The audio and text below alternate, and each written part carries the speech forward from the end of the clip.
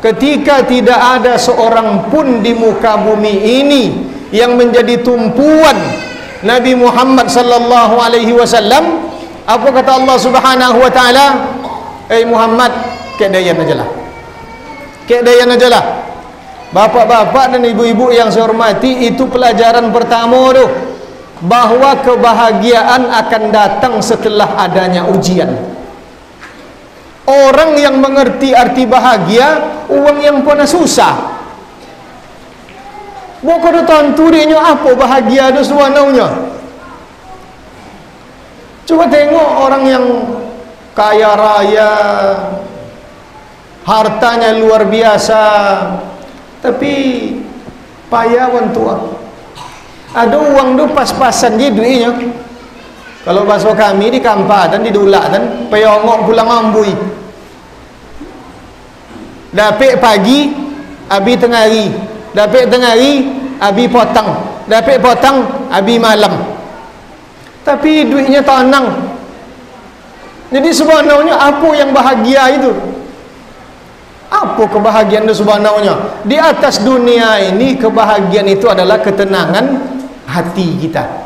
Di akhirat kelak, kebahagiaan itu adalah dapat melihat zat Allah Subhanahu wa ta'ala.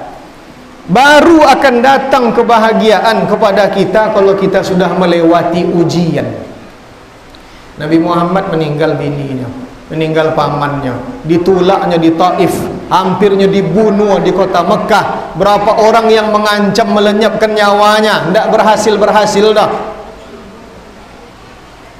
Ketika tidak ada seorang pun di atas muka bumi ini yang membantu Nabi, painnya kepada Allah. Itu pelajaran bapak-bapak, ibu-ibu yang saya hormati. Kalau tidak ada orang di dunia, kau tampik kita meminta oleh, jangan bersandau ke manusia, jangan bersandau ke materi. Penyakit kita kau bersandar kepada materi. Orang-orang yang mengerti kebahagiaan, dia tidak bersandar kepada materi. Tidak kokinnya bersandau dah. Kepada siapanya bersandau?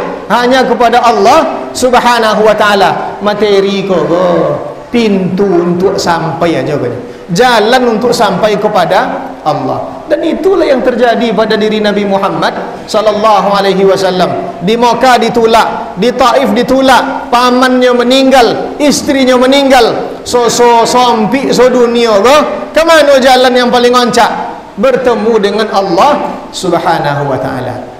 Indah ada jalan keluar bapak-bapak dan ibu-ibu yang saya hormati selain daripada bersandar kepada Allah Ta'ala. Ketika Nabi Muhammad sallallahu alaihi wasallam sampainya di Masjidil Aqsa, Nabi kita memimpin salat berjamaah. Nabi-nabi yang lain menjadi makmumnya. Kita umat pemimpin, jangan sampai tampuk kepemimpinan itu terlape kepada orang lain. Apalagi kalau beda agamanya, waliyadzubillah. Jangan sampai. Kenapa? Karena dikhawatirkan. Dikhawatirkan kita tidak kuat dah. Kita tidak kuat. Tiba Jibril. Ini Jibril kawan cakap kan? Tiba Jibril, dibod Jibril dua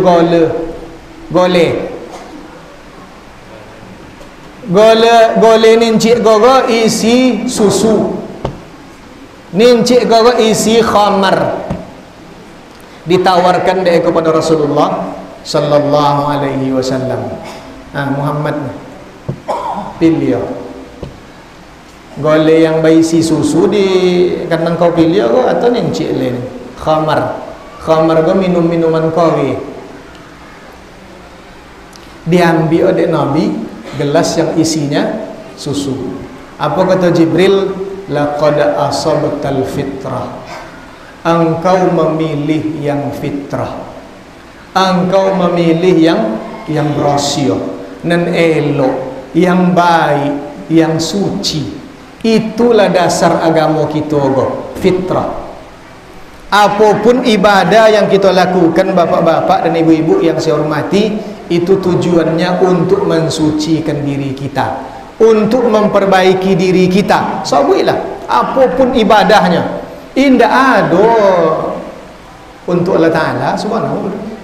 Jadi koton kita solat ke untuk Allah Ta'ala. Tidak. Ibadah tu karena Allah ya. Tapi tidak untuk Allah dah.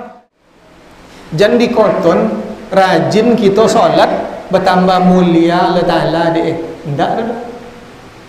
Pamali kita solat hina Allah Ta'ala deh. Tidak dah. Pamali bono kita solat Allah Ta'ala adalah maha mulia juga. Rajin kita solat Allah Ta'ala adalah maha mulia juga. Tidak perlu dia solat kita dulu dah. Lantas untuk siapa ibadah yang kita lakukan dulu? Untuk kita, untuk awak, untuk memperbaiki diri kita. Kalau ada orang yang kojo tidak bonau, kata-kata sepanjang hari itu kasau aja, penyinggung, apa boleh, pambongi, sabuilah yang tidak elok tu. Bapak-bapak ni ibu-ibu, kalau wado itu di kita tanda laponik hati kita dulu, tanda usak ibadah kita. Orang yang capek jiwanya itu tanda ibadahnya usak. Capek hatinya, penat ponek hatinya tu tanda ibadahnya usak. Mengapa orang dek berwangi je? Dia tak pernah lalu sehari tu duk Al-Quran di lidah. Tak lalu Al-Quran sehari tu duk di engkungannya dah. Mengapa orang tingkah lakunya kasau? Salat telah ambil tauwi aja. Boleh tandai dia, tandai saja. Tak untuk menilai orang, bukan untuk menilai orang, bapak-bapak ni ibu yang saya hormati, tak. Tapi tandai di kita, asal kurang ibadah kita, asal ada je yang rusak ibadah kita, ada je yang tidak elok mereka tu dalam tingkah laku kita.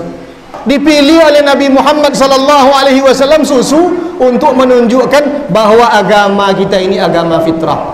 Tak pilih oleh Nabi khamar dah. Nya tentu dia Nabi iko usak wang dek ko. Minum-minuman kari ko, usak wang dek ko.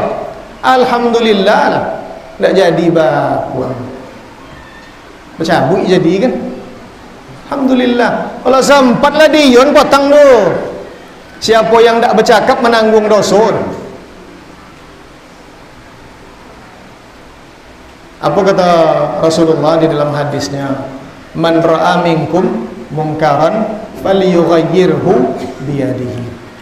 Siapa yang nampak kemungkaran maka robalah dengan tangannya kalau dia punya kekuasaan. Kita tidak punya kuasa, kita tinggal di kampung, kerja baladang, berkebun, bertukang, mengaji itu kerjanya, tidak ada kekuasaan dah, tidak kerja kita tu dah. Fa illam yastati' fa bilisanihi. Kalau tidak tolak dengan kekuasaan dah, dengan lidah sabui, soto menyabui. Ada orang menjual minuman kari di kampung kau, tidak ada alasan yang akan membenarkan menjual minuman kari di negara kita. Kalau bapak-bapak ni ibu di kampung, tidak ada alasan dah. Tapi menjual minuman kari di kode-kode kocik, kode-kode menjual sabun batang sehari-hari, sabun mandi sehari, itu soto lah menjual minuman kore. Tenggelam negara itu semua. Tidak ada alasan dah. Apa alasannya? Siapa yang akan menjadi konsumennya? Masyarakat kita. Siapa yang akan rusak? Masyarakat kita juga. Siapa yang akan terbedo? Masyarakat kita juga. Ini akan contoh pemerintah kita juga. Alhamdulillah tidak jadi petang. Tak pilih orang Nabi khamar ke dah. Nya tentu dia Rasulullah. Kau penyakit kan. Penyakit. Pilih susu dia.